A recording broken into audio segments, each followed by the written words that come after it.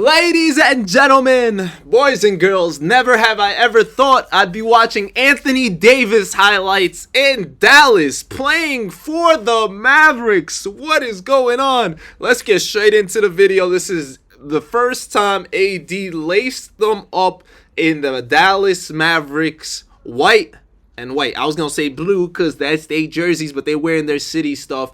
So let's go take a look at first possession of the game. They give him the ball first play, and guess what? Man's got a center. He's got a big fella. I have not watched this prior. This is my first time watching. I didn't watch the game, so this is going to be nice and lit to see how he plays in his first game. They leave Thompson open. Thompson hits the shot. Come on, AD. Show us the defense. You're a rim protector, and I'm ready to see it go to work. Is Sengun going to score here? No way. AD's got him. AD's a lock. AD's a lock, baby. That's what Dallas got in return, and it leads to a fast break. Bro, all I got to say is AD been asking for a big man so he doesn't have to play the center position, and maybe that's the formula. I don't know why they didn't believe him on that. He showed before that that's all he needs. That's when they won in the bubble 2020 when he wasn't the center, and dude gets to do a lot more work on the other end. He gets to help out on defense. He's more of a help defender, and you can see the Dallas Maverick crowd getting to enjoy a little bit of AD starting off the game. I did see a little bit of the box score early, that first quarter box score where he did not miss. Man was automatic. He was cooking on all ends, taking it to the rim, finishing just like that. And you see the crowd, he tried to get him hype. It's not his fault he here. It really isn't. Look, you guys got to deal with what it is. He said, this is my house, right? This is his time, man. It's his time. You just got to deal with it. AD for three. Bang! What a first game, man. On the crowd's home court, giving them a show, letting them love him. You feel me? He tried to really do what he could do, and that is beautiful because this team is great. It looks good at the end of the day, like on paper, on things. It just sucks that they lost Luka, right? I think that's the main problem for Mavs fans. If there's any Mavs fans here, please let me know what you really think of the situation. But I'm sure if you got AD on any other circumstance, you'd be happy. I'm sure everyone would. Any player, person, or any team in the league getting AD should be excited overall. Dude is an absolute stud, right? On both ends, he's going to deter shots. You're not going to want to. And then they got this kid, man. Max Christie putting up career night after night. I feel bad for him, man. I feel bad because, like, it sucks. Most fans are going to hate. They're going to be mad. They're going to be this and that. But realistically, they got some good pieces. So it might work out. We'll see how it goes. It's just when you really think about it at the end of the day, losing Luka is something else. Something else. And look at Klay Thompson. That's another dude I'm sure is a little upset. He came to play with Luka, man. He came to play with Luka. But now he's got AD. Now he's got Max Christie. And obviously Kyrie's there. Look at the block. They put on I think this was a career block night overall. I read something about that. I think they were shot blocking left and right all over the court. I can't wait to talk about this on the podcast after we see it throughout a week or so. Right before the, I guess, All-Star weekend, we'll discuss how this trade is looking a little bit more. There's a couple guys that played for the first time this week, right? Or on their new teams. We seen Fox playing. We seen this and that. We just saw Jimmy Butler. Ooh, big block there by AD as always. We're used to that. We are used to that for sure. Spencer Dinwiddie, this is a team, man. Honestly, realistically, this is a great team. Great basketball team.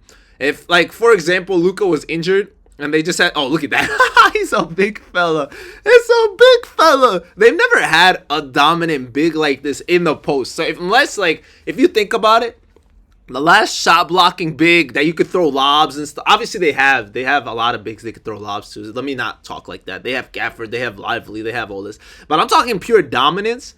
Probably you can't even think of that, man. Like pure dominance at this level. So Tyson Chandler, probably the best post defender they've had. And that was a long time ago. Dirk, obviously the best shooting, all that, giving them all that. And then AD can kind of give you a combination of the two. He can guard pretty much any position. if healthy, right? And that's something we got to talk about because he might get hurt a little bit later here. I'm also going to be reacting to, see, that's AD getting there, right? He got there the first time, made him deter.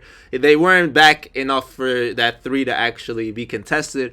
But he's going to show everywhere, man. He's going to give you a lot of issues. I think him and Kyrie are going to look beautiful together overall. AD really put on a show for his first game, no doubt about it. And I'm really happy for him. He deserves it. I met him, really, really cool dude. Really nice, really awesome, honestly. And let's see, is that Exum? Okay, Dante. Okay, I see. There's a little bit of rejuvenation in the building, man. I'm sure all these guys were really, really upset at first when they found out Luka was gone. But slowly but surely, they're going to be okay. They're going to figure it out. They're going to make it work. And that's going to be the great thing. I think Max Christie had a career night. He started off first 2 games he played, and he had 15 points in each of them. I think he had 20-something. We'll take a look at it at the end of this game. But absolutely beautiful with him getting a bigger role. He's been getting it this year on the Lakers, and he deserves it. He's a great young player. I think he has a lot of potential. Two-way, great defender. And as I was saying, we're going to be watching the Warriors game right after this, so I should be uploading that to see Jimmy Butler in his first game, which was actually an insane game as well. I'm trying my best not to watch the game so I can see the highlights for the first time, but I need to know a little bit more context. The lead or the score on that game was insane at one point, and then it turned out to be something else, so that's really, really cool. Max Christie contests there, but Dillon Brooks hits that. They're trying to cut into this lead, cut it to 11 in the second half. And we're going to see how this unfolds. How does this game unfold? AD doesn't show enough there. Şengün can hit that. And now it's a 4-point game, ladies and gentlemen. 4-point game. And they're running. They off to the races. Jalen Green. I thought that was an and 1 for a second. But let's go. Ball game. Ball game in Dallas. That's too easy. That's AD. That's not even a layup, bro. That's a dunk. Straight up, that's just too easy. It's a good game. I didn't know it was a good game for a little bit here. That's cool. I'm glad Dallas got to enjoy a little bit of everything. I'm sure they would have enjoyed more if it was a blowout. The way the Lakers been having blowouts now and then, been actually putting on crazy shows without Luka. We're going to see how that unfolds when Luka's there. That's going to be on Monday, so be on the lookout. I will definitely upload that. Kyrie with the and 1. I'm happy Kyrie's got a good big running mate like that. I'm sure he'll enjoy it. I know him and Luka were really close, so that's why I'm really upset for him. So I'm hoping this works out in a sense. 6-point game. We're almost into the fourth, and this is where AD went down. Oh, they're not going to show it. If you take a look, AD actually went down, went to the locker room, I believe, from what I heard, and he just went down, no contact, nothing. Grabbed his groin area. Seemed like something serious could have happened, but hopefully / thankfully it wasn't anything serious. It looked bad. I'm sure Mavs fans were a little scared, especially like that's AD, man, just came back, like they just got him and all that, but he looks like he'll be okay. They got so many bigs on this team, like incredible status, man. Like there's teams that have 0 bigs, aka the Lakers, and you got Dallas with so many bigs. I don't even know what they're supposed to do. They can literally run all of them at once at some point if they ever wanted to. That'll be the craziest giantest lineup. I wonder if that will give the Lakers trouble when they play, especially now that they don't have Mark Williams. We'll see if that does. Like usually I think the biggest problem for any team when it comes to big lineups is theoretically Denver number 1 and then Boston kind of number 2. Then I would say this team would be up there. You might have trouble with OKC, even though OKC is one of the best small ball lineups, but with Hartenstein as well as, look at the block, they were really all over this. I'm pretty sure they had like 16 blocks, which is ridiculous for a team. That's a ridiculous number. 16. That's shot block after shot block after shot block, you know? And this kid's been balling. Absolute stud, Mr. Marshall. You're a demon. Putting them up 9. There's 5 minutes left. Let's see how this unfolds. Houston's been on a losing streak. They started off as like the second team in the West earlier this week, and they have dropped. They're dropped. Their stock is dropping, and it's only going to get worse because every team in the West low-key got better.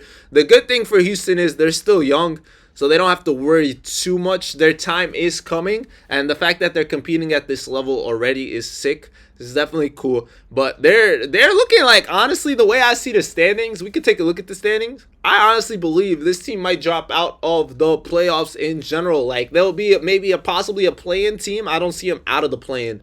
but their stock is dropping fast. And that's insane because they were second seed, like I said, not that long ago. Happy for Max Christie. You can see the smile. He deserves it. I know he was happy in LA, like he wanted to be there, but realistically, just it's all about opportunity, man, and he's gonna get a bigger opportunity here, and deservingly so. The fact that Jason Kidd has faith in him, they literally gave him the ball there to hit the free throws too and stuff. Like they have faith in him, and I love that. From day one, they were giving him minutes, clutch minutes at the end of games to play defense and all that, and that's exciting, man. It's exciting to see what this Denver team actually becomes, what they end up doing.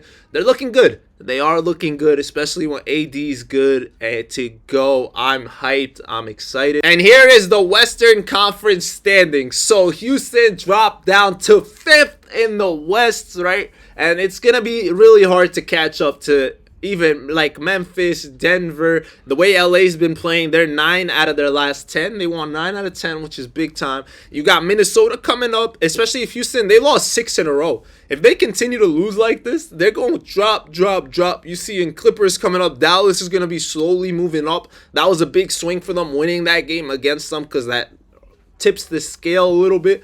You got Phoenix and Golden State. They're going to be coming.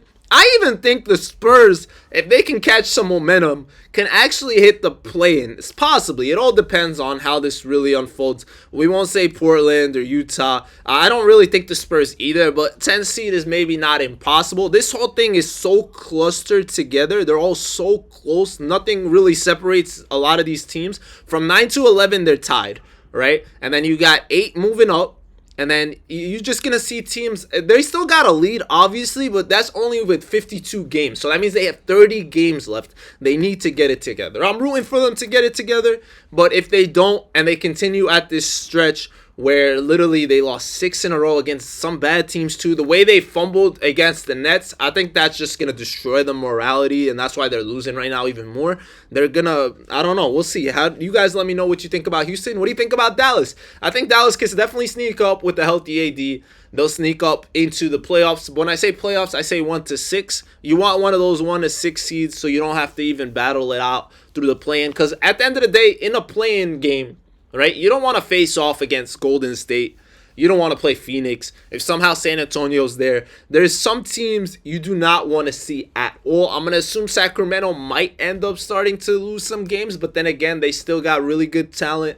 They've been together for a while. It's not like they lost too much. I know Fox is a big loss, but at the end of the day, Levine and DeRozan got chemistry. Sabonis, like, they'll figure it out enough to stay in there. And you don't want to play any of these teams in a single elimination game. It's going to get ugly. So we'll see how it unfolds. Thank you guys for watching. I got you guys with more videos and reactions and stuff like that. So make sure y'all subbed, leave a like, and I'll see y'all soon.